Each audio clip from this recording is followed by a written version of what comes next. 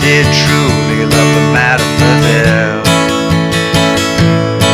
And now the young monsieur and madame have rung the chapel bell. C'est la vie, say the old folks, it goes to show you never can tell. Hey, how you doing? Justin here. Today we are checking out Chuck Berry's classic song, You Never Can Tell, a fantastic beginner song, like really, really good.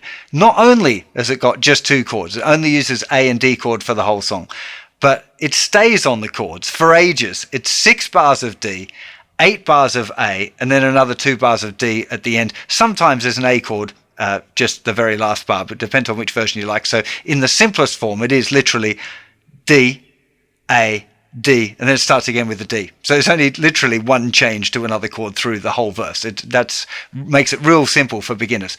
The key thing here, if you want to try and play along with it, is that you would need a capo at the 10th fret. Now that's a little bit crazy, and it means that your fingers, like if you put a capo all the way up here to play along with the original recording, you've got to cramp. It's just really impractical. It's possible, but impractical.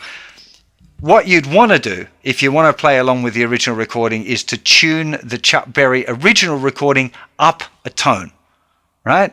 Now, there is plenty of different bits of software that will do that, but you also might want to check out my beginner song course app, which has tons of easy beginner backing tracks for you to play along with. And playing along with backing tracks, really, really solid idea there. Really helps you develop your rhythm, particularly a song like this. There's only 2 chord changes. You're not going to be working much on your chord changes practicing this song, but you do want to work on your rhythm. So you want to develop your consistent timekeeping, consistent strumming, tapping your foot, all of that other good stuff as well. So let's go through and have a look at a close-up and play the tune for reals.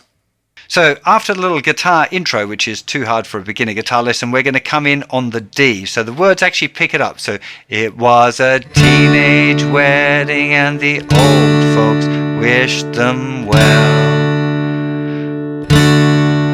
You could see that Pierre did truly love the mademoiselle. There it's going to the A chord. Now for 8 strums. And now the young monsieur and madame have rung the chapel bell. C'est la vie, say the old folks, it goes to show you never can tell. Verse 2, they furnished up an apartment with a 2-room Roebuck sale. It's the same progression. The coolerator was crammed with TV dinners and ginger ale. But when Pierre found work, a little money come and worked out well. C'est la vie, say the old folks, it goes to show you never can tell. And then the optional A right at the end there. That's the starting point. 1 strum per bar. See if you can get through playing the whole tune. Sing along, talk along through if you want, or play along with a backing track. Like I said, or the original recording if you can tune it up a tone and use some software for doing that. The software I use for that, by the way, is called Transcribe, but there are quite a few different things available. There'll be some links to some other free software stuff over on the website, so follow the link in the description if you want to check that out. So stage 1, 1 strum per bar. The next stage probably would be strumming more times per bar, either 2 or 4 strums per bar, depending on how you're feeling. 4 strums a bar is really good. It's a little bit fast on this tune, but it's a really good practice for getting that strum and hand moving, which is a really key thing for strumming, is getting the hand moving consistently. So doing 4 per bar, 1, 2, 3, 4. You want to get used to that first, maybe just muting the chords so you don't have anything there, just wrapping all the fingers around. Get used to the feeling of it. It was a teenage wedding and the old folks wished them well. Really aiming for consistency there. You could see that Pierre did truly love the mademoiselle. And now the young monsieur and madame have rung the wedding bell. Chapel bell it should be actually. C'est la vie, say the old folks, it goes to show you never can tell.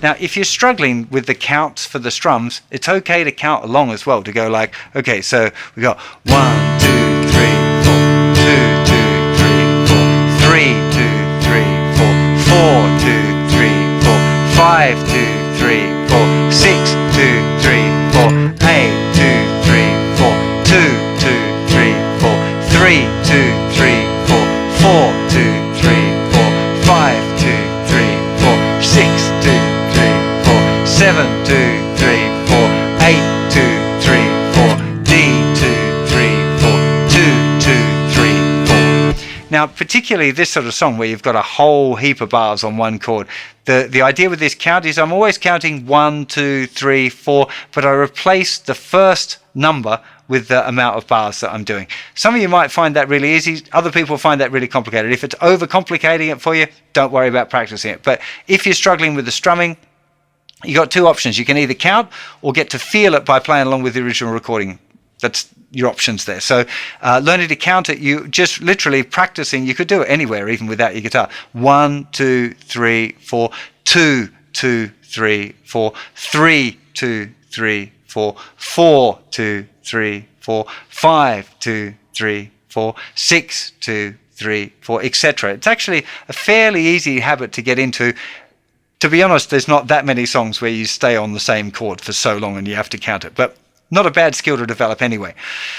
Once you're through strumming once per bar and 4 down strums, you really should start experimenting with different strumming patterns. Old Faithful works well for this. So, was a teenage wedding and the old folks wished him well. Down, down, up, up, down, down, down, up.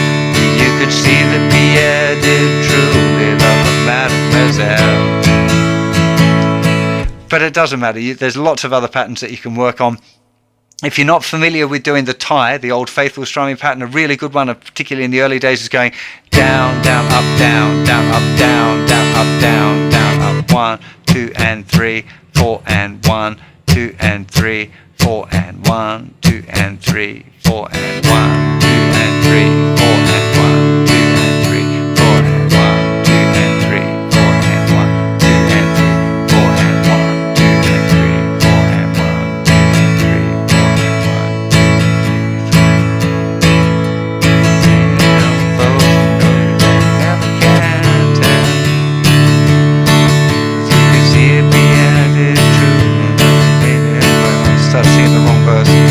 It's always confusing with these sort of songs because they're a little bit similar. I end up singing the wrong lyrics sometimes. But I mean, this song has the coolest word ever, which is the coolerator.